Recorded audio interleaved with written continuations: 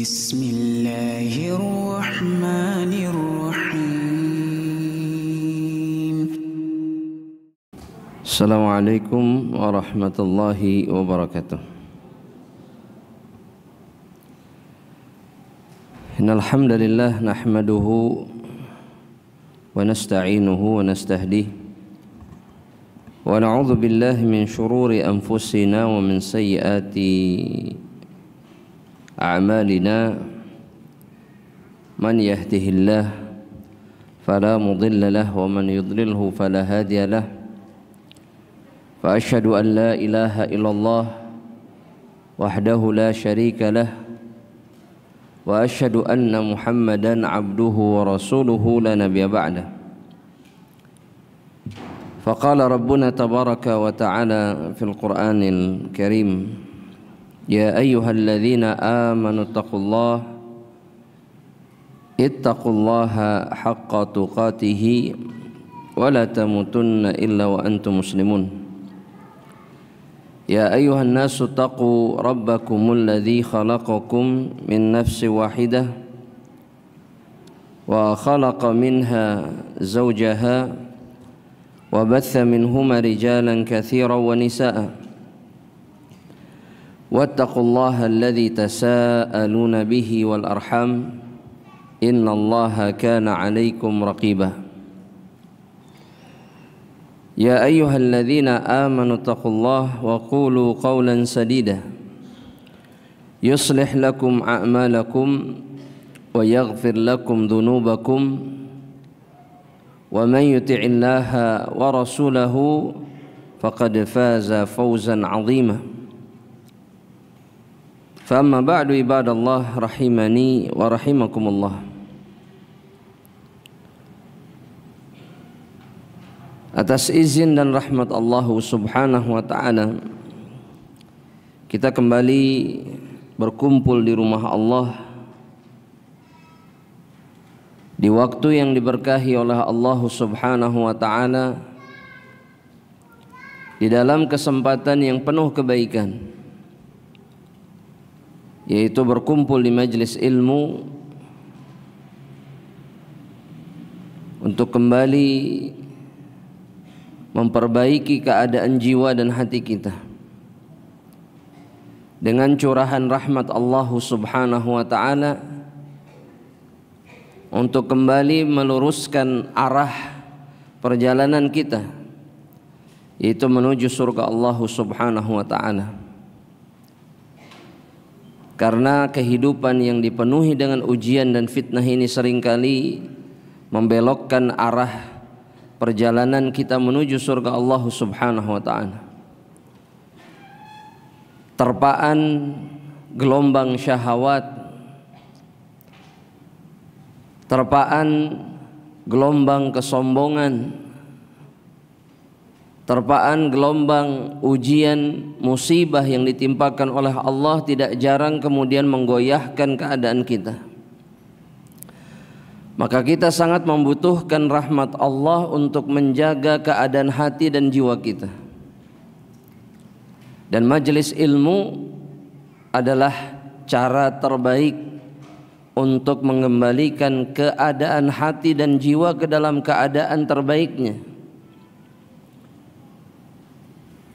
Dan kita berharap kepada Allah Jalla Jalaluhu Rabbul Alamin, Allah mengistiqomahkan perasaan kita, mengistiqomahkan hati kita, mengistiqomahkan perbuatan kita di atas kebaikan seperti ini sampai kita dijemput oleh ajal Allah subhanahu wa ta'ala. Dan atas izin Allah subhanahu wa ta'ala kita akan kembali melanjutkan pembahasan kitab 300 dosa yang diremehkan oleh kebanyakan wanita dan memasuki dosa yang ke-13,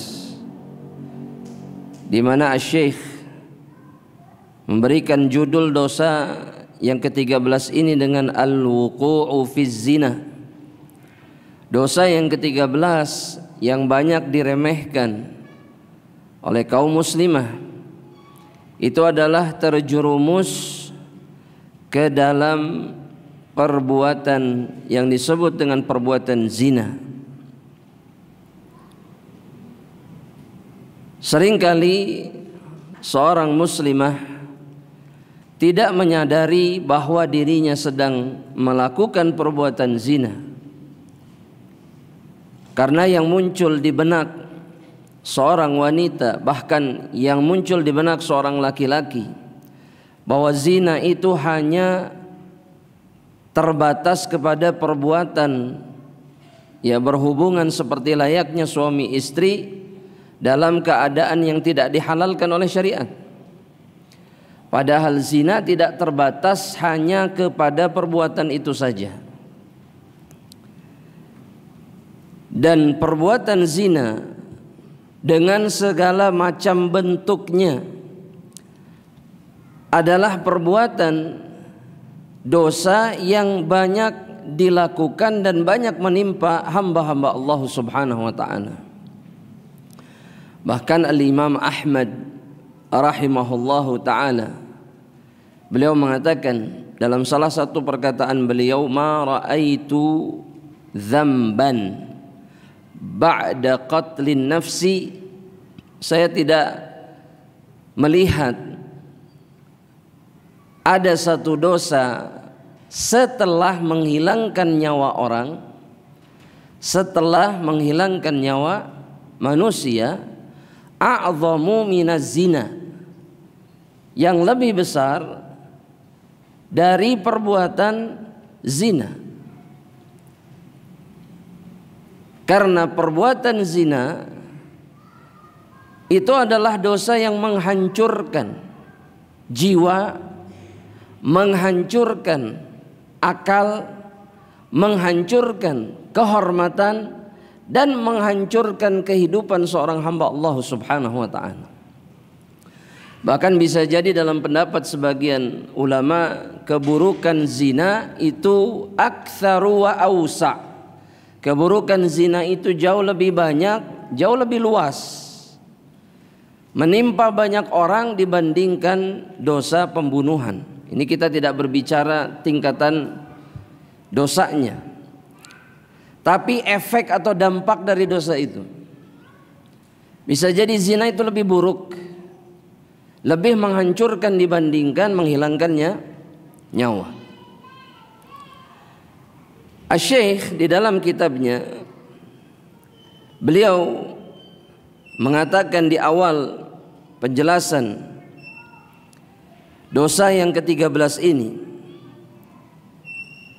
di mana beliau mengatakan, ahibati fillah wa ikhwani fid din azani Allah wa iyyakum, inna jarimataz zina, sesungguhnya jarimah, kejahatan, keburukan, dosa, az-zina min a'zamil kabair wal masaib allati tankadu 'ala syakhsi hayatah. Sesungguhnya kejahatan atau keburukan yang bernama zina ini di antara dosa besar yang sangat besar, di antara musibah yang sangat besar, allati tankadu 'ala syakhsi hayatah, yang menghancurkan kehidupan seorang hamba Allah Subhanahu wa ta'ala. Wa tufsidu 'alaihi dunyahu wa ukhrah. Zina menghancurkan dunia seseorang, begitu juga dia menghancurkan akhirat seseorang. Wa taj'aluhu fi nakadin daimin, yang membuat seseorang itu senantiasa berada di dalam kesulitan, di dalam keburukan ketika dia melakukan perbuatan atau senantiasa melakukan perbuatan zina. Wa hammin la yufaraq, dan juga zina mendatangkan kegundahan yang tidak akan berpisah dengan hatinya. Kata beliau, fakam min nafsin uzhiqat wa qad uzhiqat bisababiz zina. Berapa banyak jiwa yang harus hilang disebabkan perbuatan zina. Ketika seseorang menzinahi anak perempuan orang lain kemudian sang laki-laki dibunuh, ataupun begitu sebaliknya, sang wanita yang dihilangkan nyawanya, dan semua itu karena perbuatan zina. Ketika sang wanita mengatakan saya mengandung anakmu dari perbuatan zina, kemudian sang laki-laki memilih apa? Memilih jalan apa? Pembunuhan sebagai jalan keluar yang dia anggap menyelesaikan dampak perbuatan zina yang dia lakukan. Dan semua itu akibat zina. Atau bahkan mungkin anak yang dikandung karena perbuatan zina itu harus dibunuh, harus dihilangkan nyawanya. Karena yang berzina tidak mau kemudian menanggung rasa malu, menanggung akibat dari perbuatan keji yang mereka lakukan. Syekh juga mengatakan wa kam min rahimin qad quti'at bisababiz zina. Betapa banyak hubungan silaturahim yang terputus karena perbuatan zina.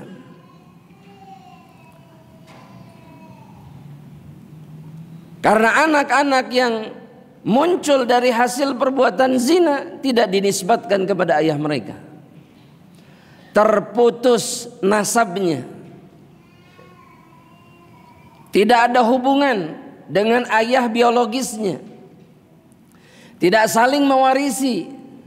Tidak boleh jadi wali. Yang menandakan terputusnya hubungan rahim, hubungan darah. Dan semua itu karena konsekuensi dari perbuatan zina. Wa kam min imra'atin qad tulliqat bisababiz zina. Dan betapa banyak perempuan yang ditalak oleh suaminya karena dia melakukan perbuatan zina.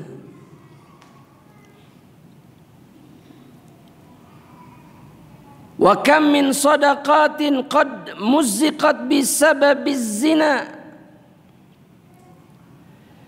Dan betapa banyak hubungan pertemanan yang dekat yang harus terputus karena sebab zina. Wa kam min maulud, dan betapa banyak anak yang dilahirkan qad ulhiqa bi ghairi abih bisababiz zina, yang dinisbatkan kepada selain ayahnya karena dampak hasil perbuatan zina. Karena anak-anak zina dinisbatkan kepada ibu mereka, tidak kepada ayahnya. Wa kam min wajhim qad suliba bahauhu, dan betapa banyak wajah yang cahayanya, yang sinarnya itu hilang. yakni sinar kebahagiaan, sinar kebaikannya hilang karena perbuatan zina. Wa ainin sulibat diya'uhu, dan betapa banyak mata yang bersinar, mata yang penuh harapan, mata yang penuh semangat kemudian menjadi redup karena perbuatan zina, hancur hidupnya. Wa qalbin utturiba wanqalaba bisababiz zina, dan betapa banyak hati yang terbalik keadaannya, berbalik keadaannya dari keadaan yang baik menjadi keadaan yang sangat buruk karena perbuatan zina. Dan tidak ada satupun di antara hamba Allah ketika dia terjerumus ke dalam perbuatan keji ini kemudian dia berada dalam keadaan yang baik-baik saja. Tidak ada yang bahagia karena zina, tidak ada yang ceria karena zina, tidak ada yang kehidupannya kemudian terhormat karena zina, tidak ada. Zina menghancurkan seluruh kebaikan. Walaqad hadzarana Allahu azza wa jal, Allah telah memberikan peringatan kepada kita. Min mujarradil iqtirabi minaz zina wa dawa'ih fa kaifa bil wuqu'i fih. Allah sudah memberikan peringatan bagi mereka-mereka yang mendekat kepada perbuatan zina dan perkara-perkara yang bisa menimbulkan, memunculkan, menggoda kita untuk bisa melakukan zina. Mendekat dari perbuatan ini saja nggak boleh. Allah sudah kasih peringatan. Fa kaifa bil wuqu'i fihi, kata beliau. Bagaimana lantas kemudian dengan terjerumus ke dalam perbuatan itu dan kemudian melakukannya? Bukankah Allah Subhanahu wa taala yang berfirman memberikan peringatan kepada kita di dalam suratul Isra ayat yang ke-32 ketika Allah mengatakan wala taqrabuz zina, janganlah kalian mendekati perbuatan zina, innahu kana fahishatan wa sa'a sabila, sesungguhnya zina itu adalah perbuatan yang sangat keji. Fahisyah itu rendah. Fahisyah itu artinya hina, perbuatan yang rendah dan hina. Wasa asabila, dan jalan yang sangat buruk. Tidak ada kebaikan di dalam zina. Sebagian orang berpikir bahwa zina itu menyelesaikan masalah mereka, meredam syahwat mereka. Daripada nikah lagi mending Anda ulangi sekali lagi. Daripada nikah lagi mending zina, kata sebagian orang.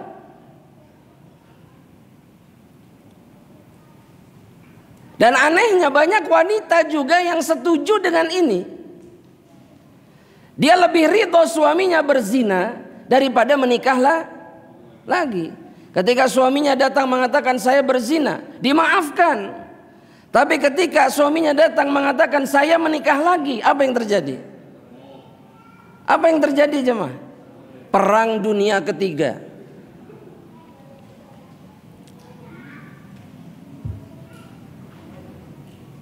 Bagaimana bisa orang beriman kemudian melakukan ini? Lebih ridho dengan zina dibandingkan dengan pernikahan yang halal. Sedangkan Allah mengatakan zina itu fahisyah, rendah, hina, keji, wasa'a sabila, dan dia adalah seburuk-buruknya jalan yang ditempuh oleh seorang hamba Allah Subhanahu wa ta'ala. Dan Asy-Syaikh pun mengatakan walaqad amarallahu an-nabiyya sallallahu alaihi wasallam an ya'khudhal bai'ata 'alan nisa. Dan Allah sudah memerintahkan Nabi sallallahu alaihi wasallam untuk membaiat kaum wanita,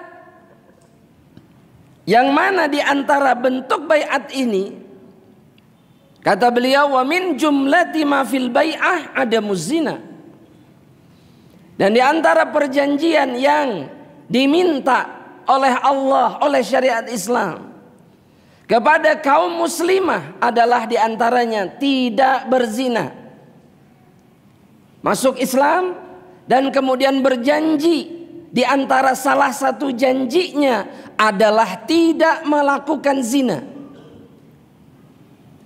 Sebagaimana yang difirmankan oleh Allah Subhanahu wa taala di dalam suratul Mumtahanah di ayat yang ke-12, ketika Allah Subhanahu wa taala mengatakan, apa yang dikatakan oleh Allah? Ya ayyuhalladzina. Pakai alladzina tidak? Tidak. Apa ayatnya? Jemaah? Ayat 12 Surah Al-Mumtahanah. Al-Mumtahanah.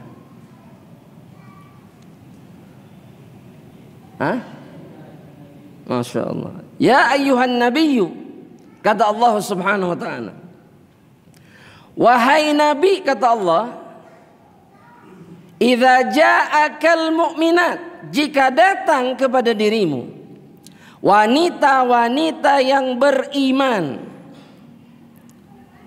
yubayi'naka, mereka membaiatmu, janji setia kepadamu, ala alla yusyrikna billah, mereka berjanji tidak menduakan Allah dengan satu apapun, syai'an, satu apapun, janji tidak akan berbuat syirik. Kemudian yang kedua, wala yasriqna, mereka berjanji juga untuk tidak mencuri. Kemudian kata Allah, wala yaznin, dan kemudian mereka juga membaiatmu untuk berjanji untuk tidak berzina. Wala yaqtulna auladahunna, dan berjanji juga untuk tidak membunuh anak-anak mereka. Karena di antara sifat wanita jahiliyah itu yang suka bunuh anaknya. Hamil bunuh, gugurkan, hilangkan. Takut miskin bunuh anaknya. Itu wanita-wanita yang tidak beriman kepada Allah. Adapun mukminah tidak pernah menghilangkan nyawa anak mereka. Apapun keadaan yang harus mereka hadapi. Dan itu yang diminta oleh Allah dari wanita-wanita yang beriman. Kemudian Allah Subhanahu wa taala mengatakan wala ya'tina bi buhtan. Dan kemudian mereka tidak melakukan kedustaan, yaftarinahu baina aidihinna wa arjulihin. Atau sebagian mufassirin mengatakan mereka tidak melakukan dosa yang mereka lakukan dengan lisan mereka atau dengan kemaluan mereka. Wala ya'sinaka fi ma'ruf, dan tidak bermaksiat kepada dirimu, tidak memaksiati dirimu dalam perkara yang benar, dalam perkara yang baik. Tetap nurut sama Nabi dalam keadaan apapun. Fabayi'hunna, maka baiatlah mereka. Wastaghfir lahunallah, dan mintakan ampunan kepada Allah untuk mereka jika mereka mau berjanji seperti itu. Innallaha ghafurur rahim. Tapi di antara syahidnya di sini adalah Allah meminta kaum muslimah tidak berzina. Kenapa wanita yang dituntut sama Allah? Karena kemudian baiat laki-laki itu disamakan dengan baiatnya perempuan. Jadi mengacu kepada baiatnya perempuan. Perempuan dulu yang disuruh baiat seperti ini, baru laki-laki. Kenapa perempuan dulu?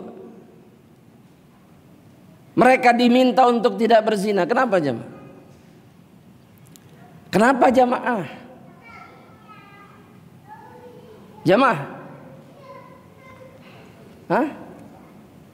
Apa alasannya kenapa perempuan dulu? Bapak-bapak deh yang jawab, kenapa perempuan dulu? Hah? Yang apa? Yang terdampak perempuan? Bukan. Justru yang menjadi sumber dan penyebab utamanya adalah perempuan. Hah?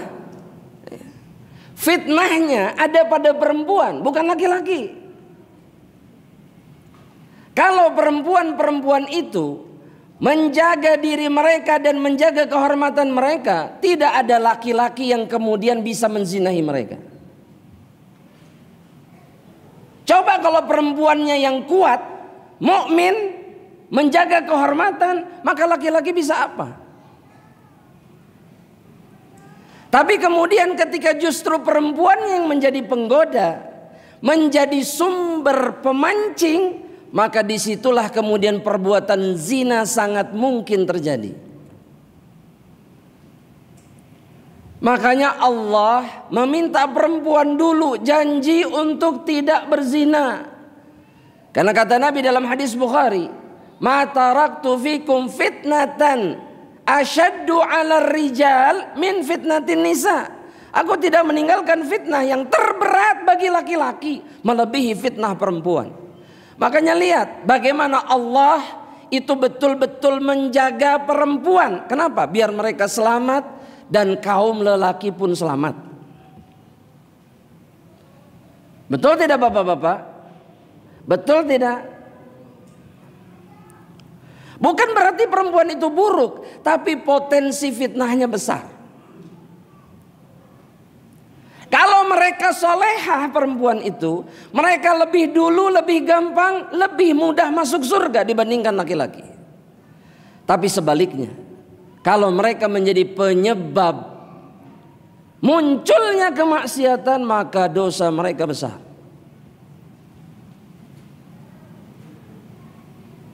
Makanya jangan jadi fitnah.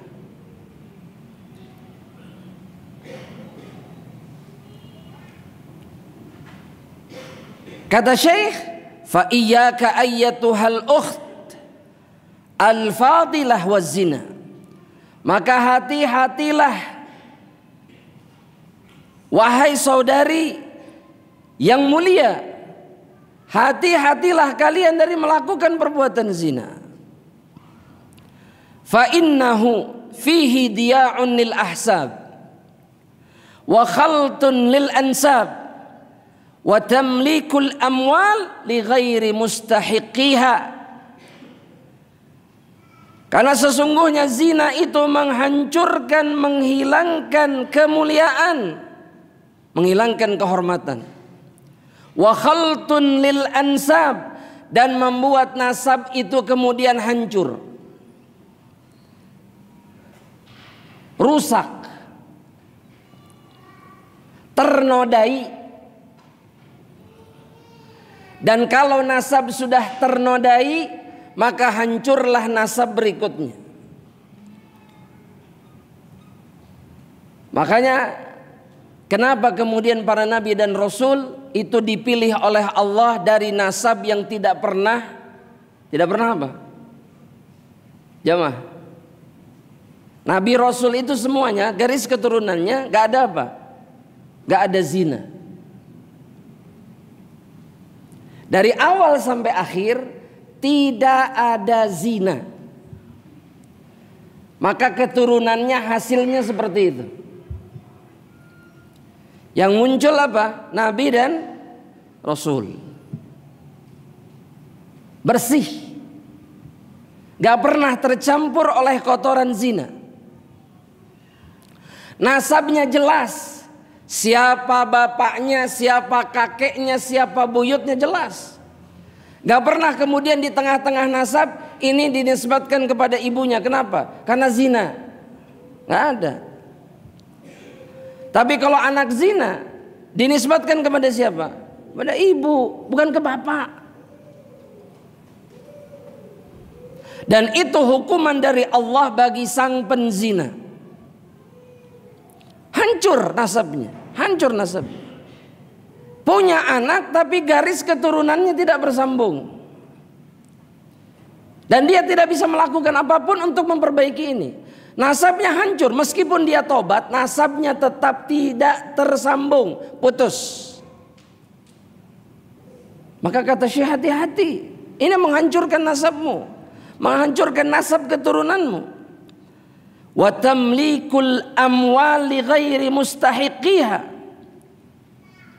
Dan zina membuat seseorang kemudian menyerahkan harta kepada orang yang tidak berhak menerimanya. Yang dimaksud oleh Syekh, menyerahkan yang paling berharga yang dimiliki oleh seorang wanita kepada laki-laki yang tidak berhak.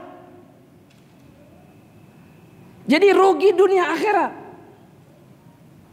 Dunia kehilangan kehormatan, di akhirat dia hancur.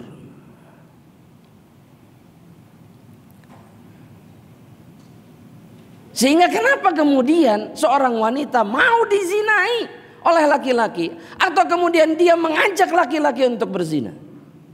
Apa untungnya? Apa untungnya jemaah? Apa untungnya? Hah?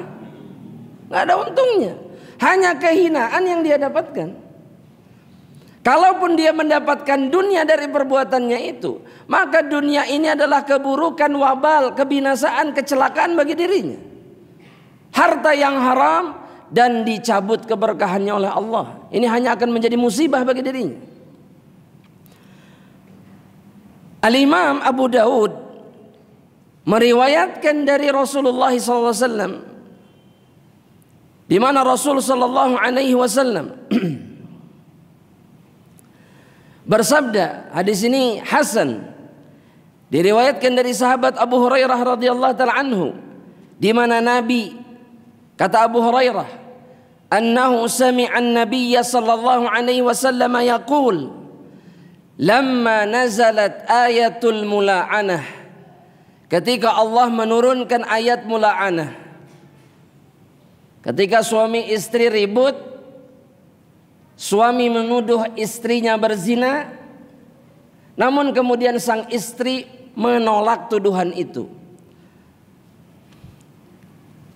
Suami, dalam riwayat yang disebutkan, suaminya sahabat ini melihat istrinya sedang berzina dengan laki-laki, sedang berzina, tapi dia tidak punya saksi.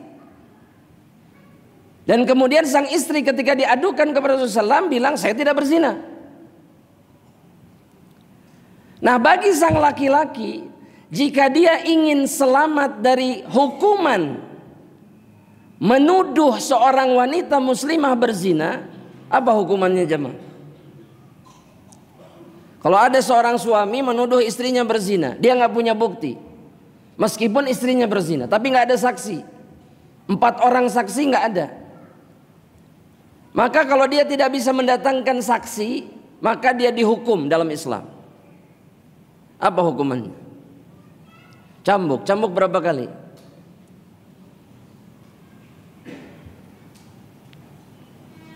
Cambuk berapa kali jemaah? Jemaah, ini bukan tebak-tebakan jemaah. Berapa kali dicambuk?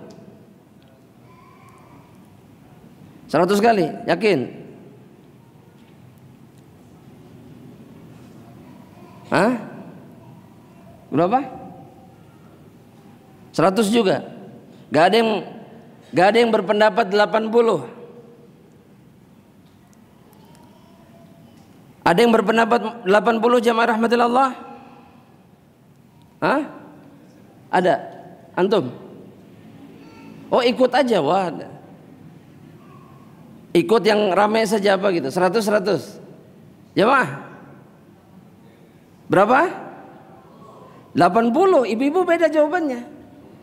Kenapa beda? Jamaah, kenapa beda? Hah? Beda saksi. Berapa kali jamaah? 80. Apa dalilnya?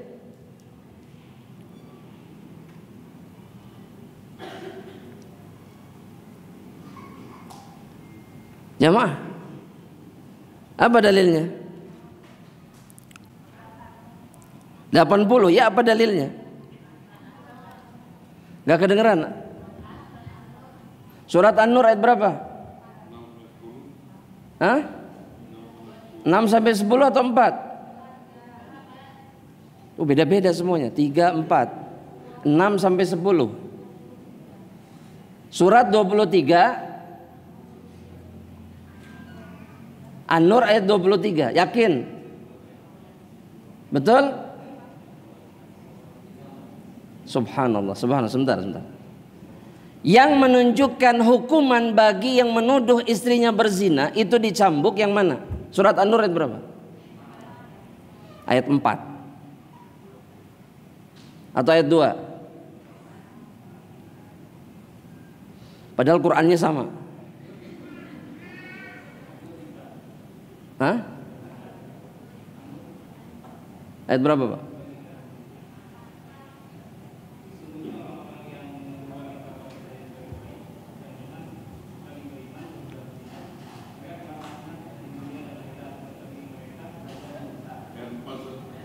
Ayat 4. Ayat 4. Kita lihat ayat 4. Baca.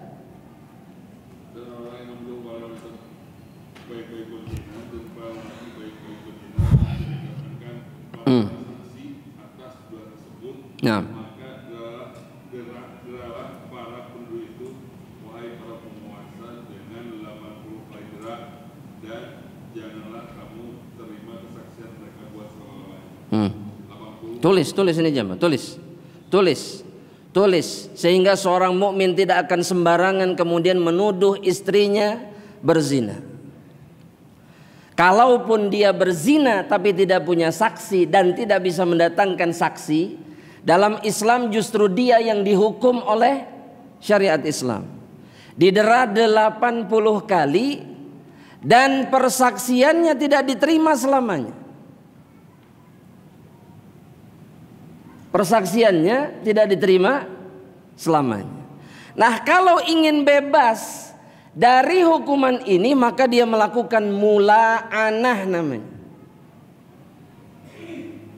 Apa itu mula'anah? Jemaah, apa itu mula'anah? Mula'anah itu tulis, pasangan suami istri bersumpah, masing-masing bersumpah atas nama Allah bahwa dirinya lah yang benar. Sang suami mengatakan bahwa annahu minas shadiqin. Perempuan juga sama, bahwa yang jujur adalah dia. Sebanyak berapa kali? 4 kali. Sumpah yang kelima,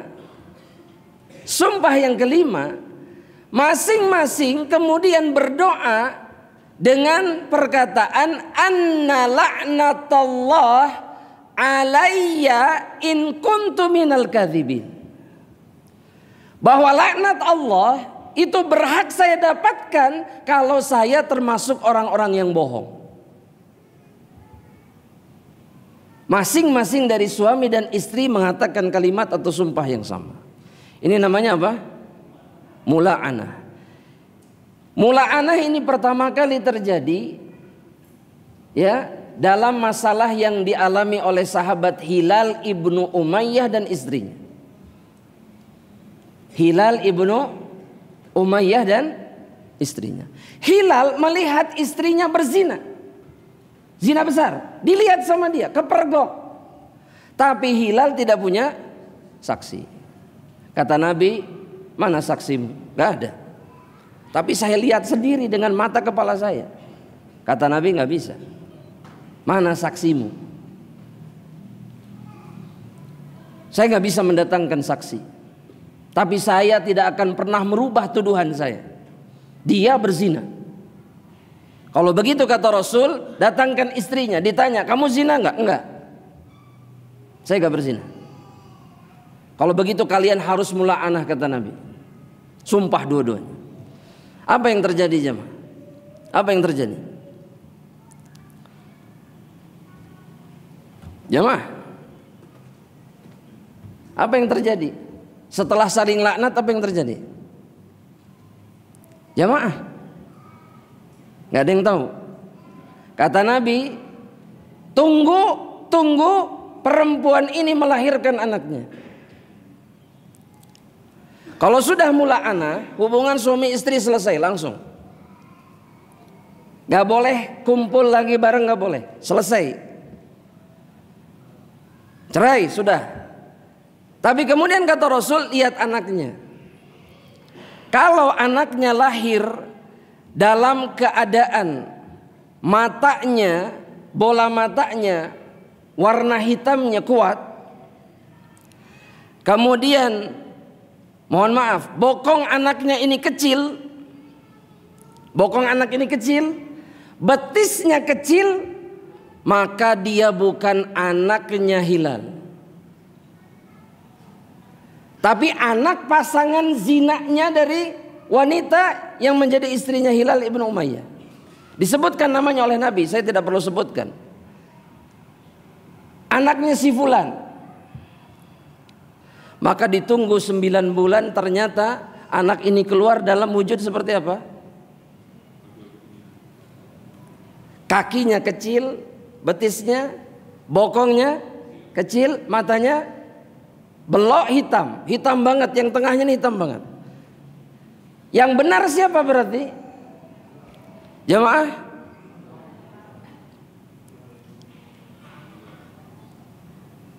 Dan kata Nabi Muhammad SAW kepada wanita ini, kalau bukan karena li'an, bukan karena mula'anah, maka engkau, kata Nabi, akan aku rajam sampai mati. Wanita yang sudah bersumpah dan berjanji kemudian meminta laknat Allah kalau dia dusta, itu tidak dirajam. Hanya laknat Allah yang akan menghampiri dirinya dan dia akan binasa. Kata Nabi, kalau bukan karena mula'anah, kamu mati dirajam sama saya. Jelas? Dalam kitab Asy-Syaikh mengutip satu hadis yang hasan diriwayatkan oleh Imam Abu Daud. Ketika turun ayat mula'anah dalam surat An-Nur juga, di mana Rasulullah SAW mengatakan, ayyuma imra'atin adkhalat ala qaumin, wanita mana saja yang memasukkan kepada satu kaum ma laisa minhum, maksudnya yang dia berzina dan kemudian menghasilkan anak zina, menghasilkan anak yang bukan asalnya dari suaminya. Maka kata Nabi Muhammad SAW, falaisat minallahi fi syai', maka wanita yang seperti ini nggak ada artinya di sisi Allah. Ini wanita rendah, wanita hina di sisi Allah Subhanahu wa taala. Dan kemudian Nabi mengatakan walan yudkhilahal jannah, Allah tidak akan memasukkan dirinya ke dalam surga ketika dia berzina. Maka ini ancaman yang sangat keras dari Rasulullah SAW. Kesenangannya tidak seberapa, tapi kesengsaraannya panjang di dunia dan di akhirat. Dan sekali wanita berzina, maka hancurlah kemuliaannya selamanya. Meskipun dia bertobat, maka orang hanya akan ingat apa? Ini wanita penzina. Hilang kehormatannya sudah. Karena zina lebih merusak wanita dibandingkan laki-laki. Betul tidak jemaah? Perempuan yang lebih hancur dibandingkan laki-laki. Makanya wanita-wanita muslimah yang sangat tidak memiliki akal, yang ridho dirinya dizinahi oleh laki-laki, betul-betul tidak punya akal. Dan lebih dari itu, dia tidak punya iman. Ketika dia ridho dirinya direndahkan, dihinakan oleh laki-laki yang juga sama-sama hinanya, tapi kehidupannya lebih hancur dibandingkan sang laki-laki. Dan tidak jarang kata Utsman ibnu Affan, kalau wanita sudah berzina, maka dia berharap kemudian mengajak wanita yang lainnya untuk terjerumus ke dalam zina.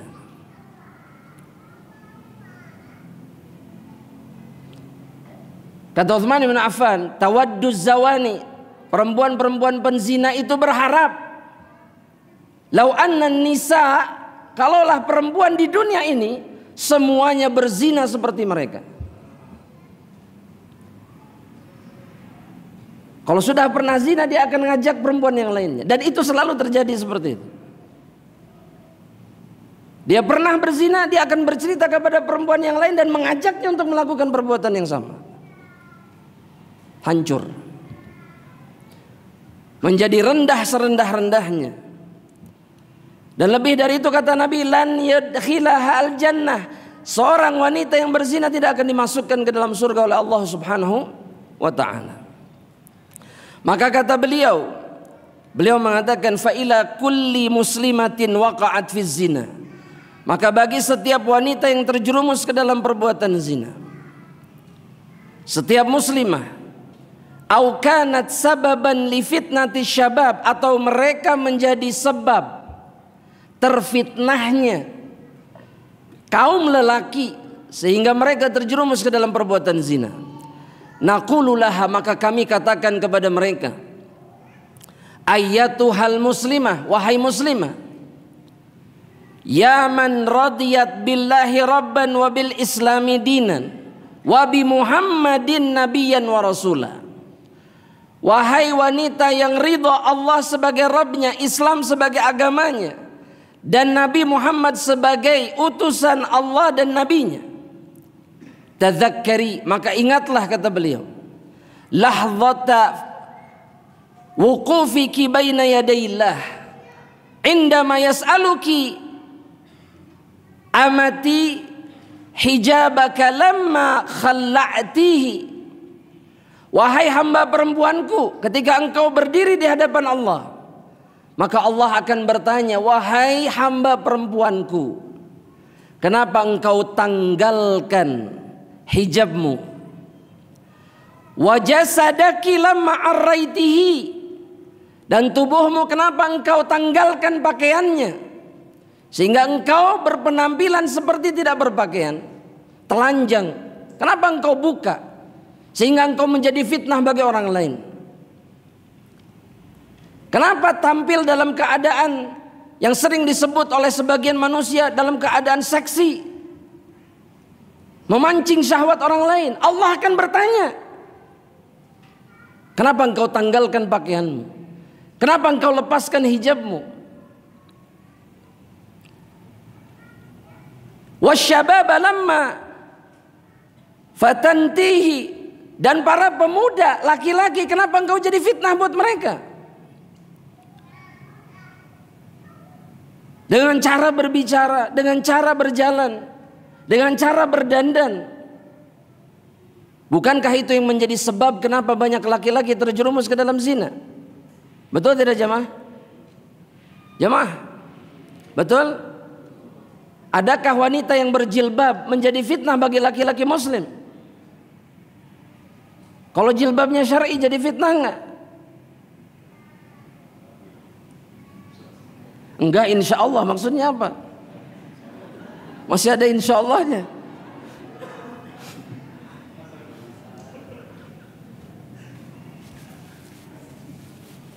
Sedangkan wanita yang tidak berjilbab itu menjadi fitnah dan godaan. Betul tidak?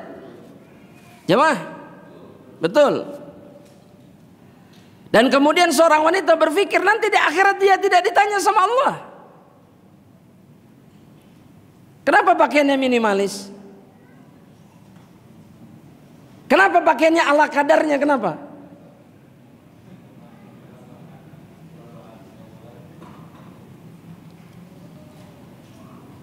Maka kata Syekh, famadza sataqulina li rabbik, apa yang akan engkau katakan kepada Rabbmu ketika Allah bertanya, ayyatuhal ukht al muslimah, wahai saudari muslimah, kata Syekh, la tu'arridi nafsaki linnar, jangan engkau serahkan tubuhmu, jiwamu untuk masuk ke dalam neraka Allah Subhanahu wa taala. Wa ghadabil jabbar, jangan engkau serahkan jiwamu untuk menerima murka Allah Subhanahu wa taala. Wa la tubarizinahu bil ma'siyah, jangan engkau menantang Allah dengan cara bermaksiat kepada dirinya. Wahdari al-wuqu' fi hadhihi al-fahisyah, hindarkan dirimu dari terjerumus ke dalam perbuatan keji ini. Allati tajlibul ar li abawaiki wa ikhwatik, yang menyebabkan ayahmu, ibumu, saudara laki-lakimu itu akan mendapatkan rasa malu yang besar. Wali aqaribiki wa ashiratiki, dan juga kerabat-kerabatmu akan menanggung malu karena perbuatanmu. Innaha lahadzatu isyanin yaqibuhal fadihah wal ar wal ghadab al-jabbar. Sesungguhnya zina itu adalah momen di mana seseorang itu bermaksiat kepada Rabbnya, hanya akan mendatangkan rasa malu dan hanya akan mendatangkan murka Allah Subhanahu wa ta'ala. Maka beliau mengatakan fattaqillah, bertakwalah kepada Allah. Karena tidak ada jalan keluar yang terbaik dari perbuatan-perbuatan hina, keji seperti zina melainkan atau melebihi bertakwa kepada Allah Subhanahu wa taala. Perempuan itu bukan harus faham tentang dunia, tapi dia harus faham tentang akhirat, tentang Rabbnya, tentang surga, tentang neraka. Tidak mengapa seorang wanita tidak faham apapun tentang urusan dunia, tidak modern, tidak tahu apapun tentang dunianya. Tapi ketika dia tahu tentang akhirat, maka dengan itu dia menyelamatkan dirinya dari api neraka Allah Subhanahu wa taala. Dan Syekh pun mengatakan wattaqillaha fi irdik wa walidaik. Bertakwalah kepada Allah dalam menjaga kehormatanmu dan juga kehormatan kedua orang tuamu. Waliyakun laki uswatun fi Maryam ibnatu Imran. Jadikan Maryam bintu Imran sebagai contoh bagi dirimu. Allah Subhanahu wa taala berfirman dalam surat At-Tahrim ayat yang ke-12. Apa kata Allah? Apa kata Allah?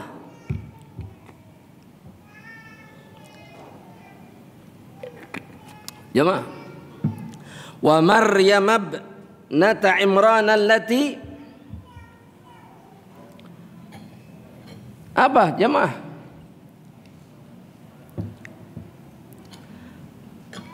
Wa Maryam ibnata Imran allati ahsanat farjaha. Apa kata Allah? Apa artinya? Dan Maryam bintu Imran. Apa lanjutan? Yang ahsanat. Ahsanat itu artinya menjaga, memelihara, melindungi. Apa yang dia lindungi? Farjaha. Jelas di ayat Quran itu Allah mengatakan apa? Farjaha, kemaluannya. Yakni menjaga kehormatan yang paling tinggi.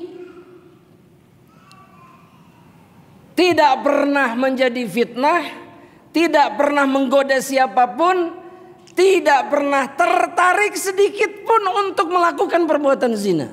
Itu Maryam. Dan sebagai balasannya kata Allah fanafakhna fihi min ruhina. Kami tiupkan ruh yang datangnya dari kami. Wasaddaqat bi kalimati rabbiha wa kutubihi wa kanat minal qanitin. Dan Maryam adalah wanita yang membenarkan kalimat-kalimat Rabbnya, membenarkan kitab-kitab Rabbnya, beriman kepada Allah. Wa kanat minal qanitin. Dia termasuk wanita-wanita yang taat beginilah semestinya seorang muslimah. Kehormatannya terjaga dan dia dikenal sebagai ahli ibadah. Nah, saya mau tanya sekarang jemaah rahmatillah, kebanyakan wanita muslimah hari ini itu dalam keadaan seperti apa?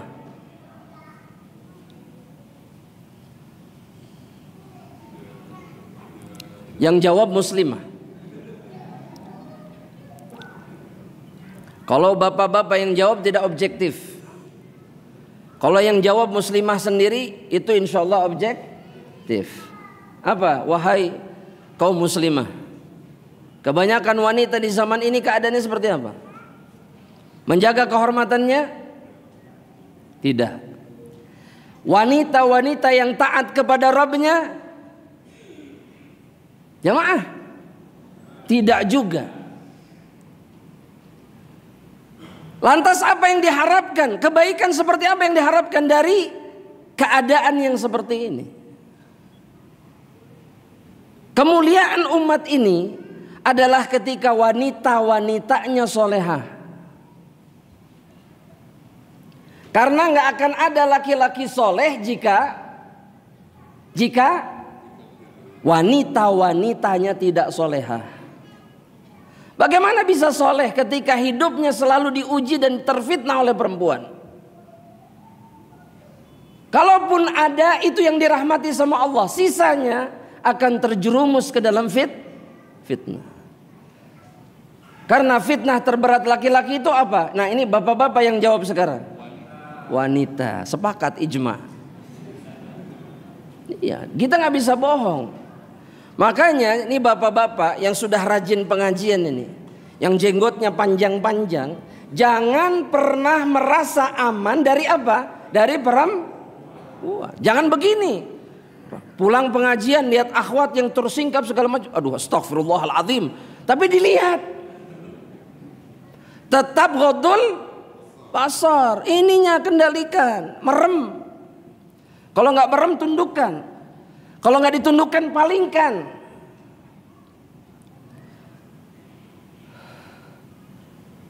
Dalam hadis yang sahih, ada seorang sahabat yang bertanya kepada Rasulullah SAW, Sa'altun Nabiya Muhammad SAW an nadhratil faj'ah. Saya bertanya sama Nabi tentang hukum melihat yang haram tapi tiba-tiba, spontan. Hukumnya gimana? Apa jawaban Nabi?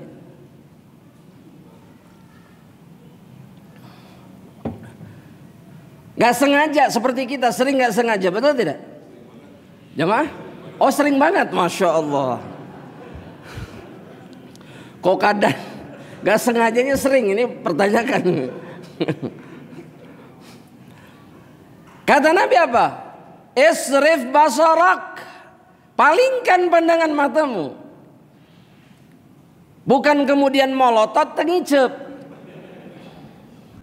Berdalih dengan satu hadis yang dikatakan Nabi kepada misannya sepupunya Fadl ibnu Abbas, Inna laka nadhratul ula wa laisa laka tsaniyah. Bagimu pandangan yang pertama, adapun yang kedua tidak Makanya pandangan pertama selalu dijadikan pandangan pertama, tidak ngicep. Manteng. Subhanallah. Bayangkan dalilnya sama, takwilnya batil. Kan cek Nabi pandangan pertama sudah itu aja. Jangan merem, karena kalau merem pandangannya jadi yang kedua. Makanya melotot terus. Batil. Karena perempuan itu adalah fitnah yang paling berat bagi laki-laki. Makanya disuruh dijilbab. Wajahnya dianjurkan ditutup. Suaranya tidak boleh dilemah lembutkan. Kalau berjalan tidak boleh kemudian dekat-dekat dengan laki-laki, sebisa mungkin jauh. Kenapa? Laki-laki itu lemah di hadapan perempuan. Setebal apapun iman seorang laki. Makanya hati-hati. Iya. Karena banyak kasusnya nih. Ikhwan-ikhwan ini merasa sudah tebal imannya, tauhidnya sudah cukup, sehingga mereka bermudah-mudahan dengan siapa? Khalas. Hilang tauhidnya, hilang imannya, bahkan bisa jadi hilang surganya sekalian. Karena dia tidak menjaga dirinya dari perempuan. Sebagaimana yang terjadi kepada salah seorang ulama di abad ke-20 ini, yang jadi ateis gara-gara perempuan. Jadi ateis gara-gara perempuan. Hilang dunianya, hilang akhir, dan mati dalam keadaan ateis. Semua gara-gara perempuan.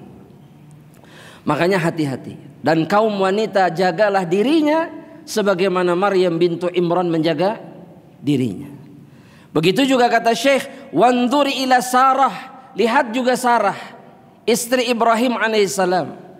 Ketika Nabi Muhammad SAW menceritakan kisahnya dalam hadis Bukhari, ketika Sarah berhadapan dengan siapa? Berhadapan dengan siapa?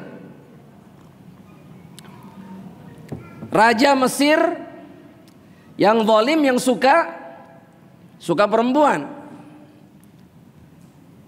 Kata Nabi Muhammad SAW, lamma udkhilat 'alal jabbar qamat tatawadda wa tusalli. Perhatikan ini. Ketika Sarah dibawa ke hadapan raja yang suka perempuan ini, maka yang dilakukan Sarah apa kata Nabi? Beliau berdiri kemudian wudu, kemudian sholat di hadapan sang raja. Dan kemudian berdoa kepada Allah di dalam sholatnya, Allahumma in kuntu amantu bika wa bi rasulika wa ahsanta farji illa ala zawji fala tusallit ala hadzal kafir. Ya Allah, jika aku termasuk hambamu yang beriman kepadamu, begitu juga beriman kepada Rasulmu, dan engkau menjaga kehormatanku ya Allah, engkau hanya izinkan kehormatan atau kemaluanku ini hanya berhak didatangi oleh suamiku. Maka kata Sarah, fala tusallit ala hadzal kafir, jangan biarkan kafir ini bisa menyentuh dan merusak kehormatanku. Maka apa yang terjadi kata Nabi Muhammad SAW? Fafarrajallahu hammaha, Allah hilangkan kegundahan dan kesulitan yang didera oleh Sarah. Wa azala karbaha, musibahnya diangkat oleh Allah Subhanahu wa taala. Sang raja mengurungkan niatnya untuk melecehkan Sarah dan bahkan kemudian memberikan hadiah kepada siapa? Kepada siapa? Kepada Sarah. Apa hadiahnya? Apa hadiahnya jemaah? Jemaah, ibunya Ismail. Siapa ibunya Ismail? Hajar. Budak wanita yang kemudian menjadi istri Ibrahim dan menjadi ibu keturunan Ibrahim alaihissalam yang pertama. Yang merupakan kakek dari Nabi siapa? Jemaah, Ismail ini kakeknya siapa? Nabi Muhammad sallallahu alaihi wasallam. Nasab Nabi bersambung dengan Ibrahim melalui siapa? Ismail alaihissalam. Dan itu semua terjadi karena Sarah sekuat tenaganya menjaga kehormatan yang dimilikinya dan sedikit pun tidak ridho kehormatannya ini rusak oleh manusia-manusia yang hina. Dan beginilah semestinya seorang muslimah. Bukan ahlan wa sahlan kepada siapapun. Faddal, faddal, ahlan wa sahlan. Ada laki-laki terima ahlan wa sahlan. Ganti laki-laki yang lain ahlan wa sahlan. Gak ada. Wanita muslimah itu tidak pernah merendahkan dirinya dengan melakukan perbuatan zina.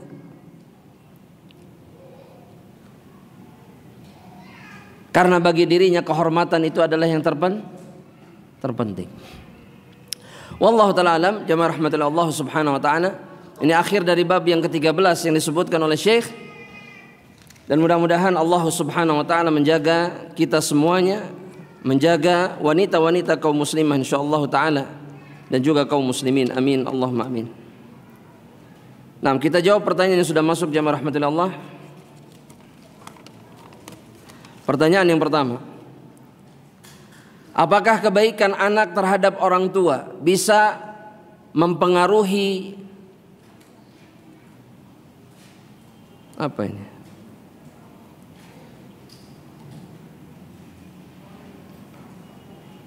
Saya ulangi sekali lagi, apakah kebaikan anak terhadap orang tua bisa mempengaruhi?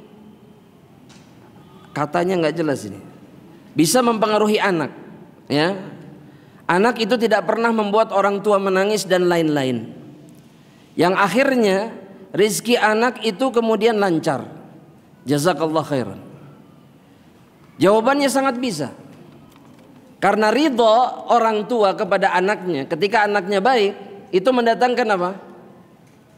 Mendatangkan apa jemaah? Ridho Allah. Mendatangkan ridho Allah. Ketika orang tua ridho kepada anaknya, maka ketika Allah ridho, apa yang terjadi? Allah menurunkan rahmatnya dan memberikan kebaikan apapun kepada sang anak. Jelas kebaikan anak kepada orang tuanya itu mempengaruhi kehidupannya. Jelas. Dan sebaliknya, ketika kehidupan sang anak itu merusak, menyakiti orang tuanya, perbuatannya menyakiti orang tuanya, maka apakah itu akan mempengaruhi kehidupannya? Jelas. Karena kata Nabi, wasuhtullah fi suhtil walidain. Murkanya Allah ada pada murkanya orang tua. Pertanyaan yang kedua.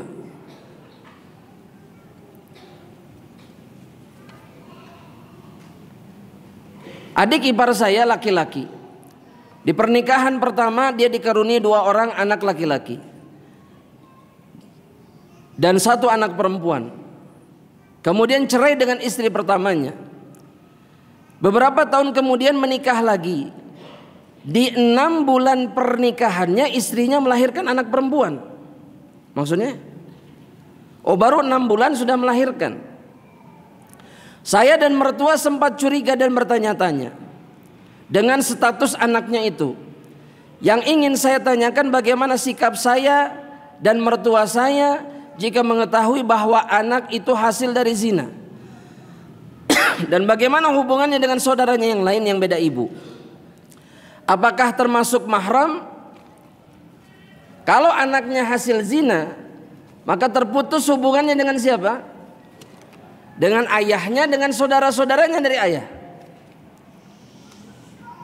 Tapi kata Imam Syafi'i rahimahullah ta'ala, adapun status mereka sebagai mahram, artinya boleh berduaan, boleh bersentuhan, tetap berlaku. Tetap berlaku. Tapi mereka tidak saling mewarisi. Ya, tidak ada hubungan, tidak ada hak apapun di dalam syariat. Tapi hubungan yang seperti ini masih tetap berlaku. Jadi boleh berduaan, boleh safar bareng, tidak ada masalah.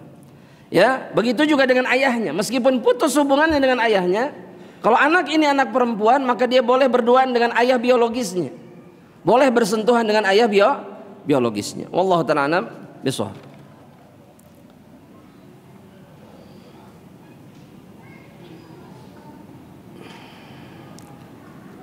Izin bertanya, jika seseorang mempunyai anak di luar nikah, terus seseorang ini sudah bertobat dan berhijrah memperbaiki dirinya, terus seseorang ini menikah, apakah seseorang ini harus cerita masa lalunya sama suaminya ini?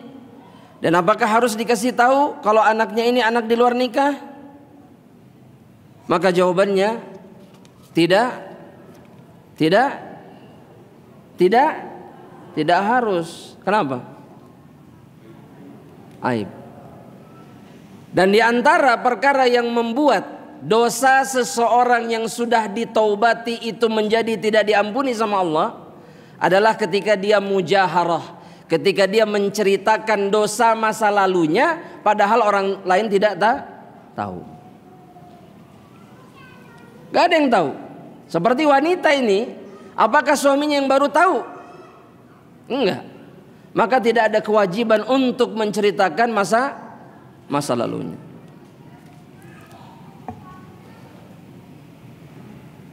Itu namanya mujaharah.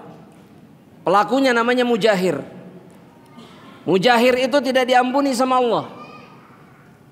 Sudah berdosa, bertaubat, gak ada yang tahu dosanya, kemudian dia ceritakan sama orang lain, maka dosanya tidak jadi diampuni sama Allah Subhanahu wa ta'ala.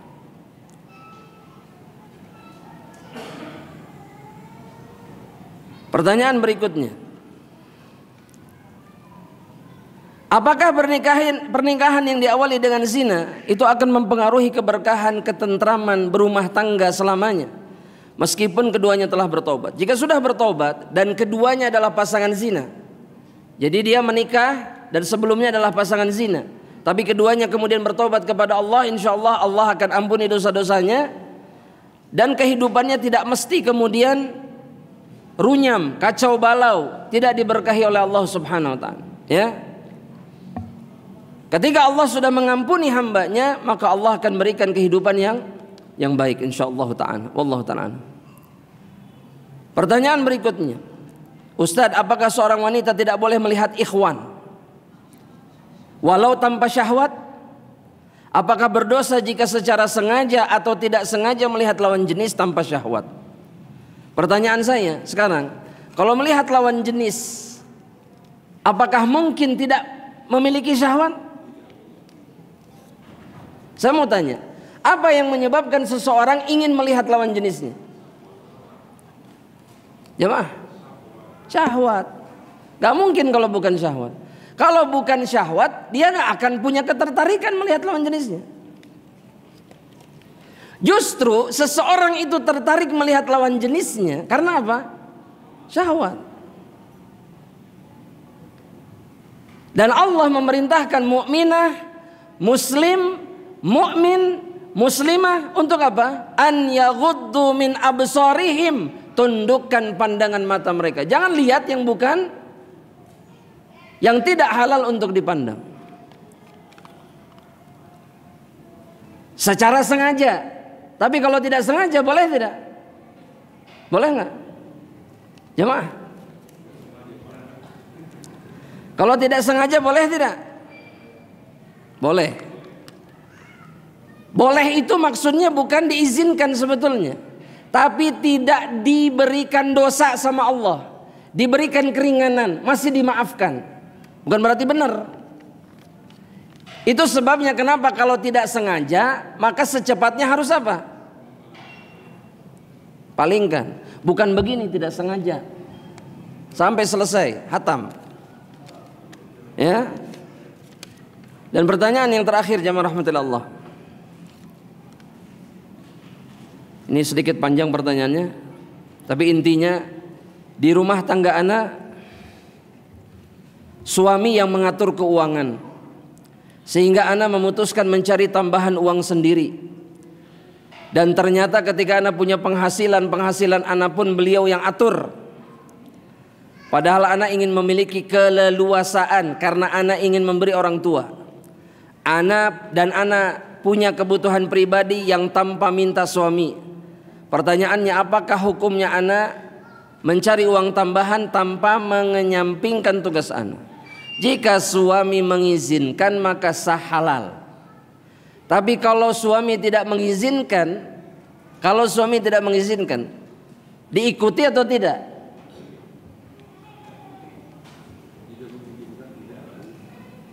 Suami tidak mengizinkan istrinya mencari tambahan, ditaati atau tidak oleh istrinya? Dengan syarat apa? Dengan syarat apa? Suami memenuhi kebutuhan istrinya. Kalau suami sudah memberikan segalanya, maka istri tidak perlu cari minta sama suami. Itu tugasnya dia, itu kewajibannya dia. Dan istri sedikit pun gak ada kewajiban memenuhi atau kemudian dia mencari uang sendiri untuk kebutuhannya, enggak. Semua tanggung jawab siapa? Suami.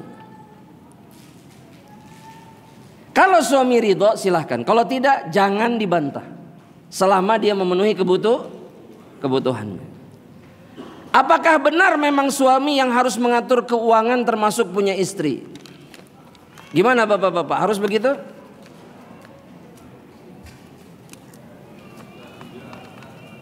Jemaah, apakah suami yang harus ngatur? Tidak, kenapa? Kenapa tidak? Oh, kata jawaban seorang jemaah, liar cenah kalau suami yang ngatur semuanya. Bukan itu jawaban yang syar'inya, bukan begitu. Hah? Yang benar itu bukan suami yang ngatur.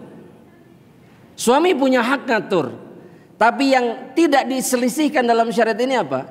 Bahwa harta yang ada di rumah tangga itu semuanya ketika digunakan, dimanfaatkan, dipakai harus seizin suami. Termasuk harta punya istri. Minta izinnya itu syariat. Dan seorang wanita tidak boleh kemudian menggunakan hartanya dalam perkara yang menyelisihi keinginan suami. Selama keinginan suaminya benar, gak boleh diselisihi. Kecuali kalau suaminya salah keinginannya. Seperti contoh begini, perempuan punya harta sendiri, tapi kata suaminya, awas kalau kamu ngasih orang tua kamu. Ini ditaati atau tidak? Ditaati atau tidak? Tidak. Karena melanggar syariat Allah. Yang begini selisihi, gak apa-apa. Tapi kalau kata suami, jangan belanja tas terus. Jangan beli sepatu terus, ditaati jangan. Taati kata bapak-bapak, taati kata apa? Iya. Sepakat bapak-bapak ya? Yang tidak ada perselisihan di dalam agama ini, seorang wanita harus meminta izin ketika dia menggunakan harta suaminya atau harta yang dia miliki sendiri. Adapun masalah mengatur, tidak mutlak harus suami yang ngatur. Istri pun punya hak. Tapi jangan begini jamaah. Jangan kemudian akhirnya suami itu harus minta-minta sama istrinya. Mah, buat ongkos bensin mana? Mah, buat makan hari ini di kantor mana? Ini batil. Ini menyelisih syariat. Bukan gitu caranya. Suami punya hak memegang hartanya. Karena sebagian perempuan mengatakan uang suami disimpan di mana? Di istri. Itu batil. Itu tidak benar di dalam syariat. Ya, jelas? Jelas ibu-ibu? Oh, Masya Allah. Yang penting itu jamaah rahmatullah. Pertanyaan yang terakhir sekali.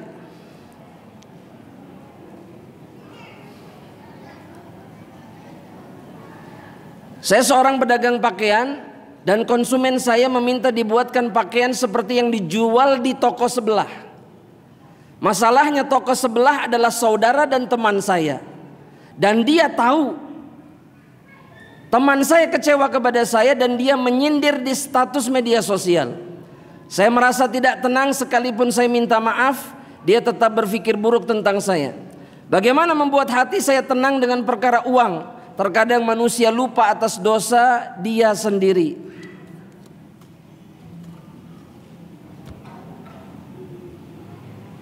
Gimana ya jemaah? Saya mau tanya. Membuat sesuatu yang mirip dengan milik saudaranya itu terlarang atau tidak? Hah? Terlarang tidak?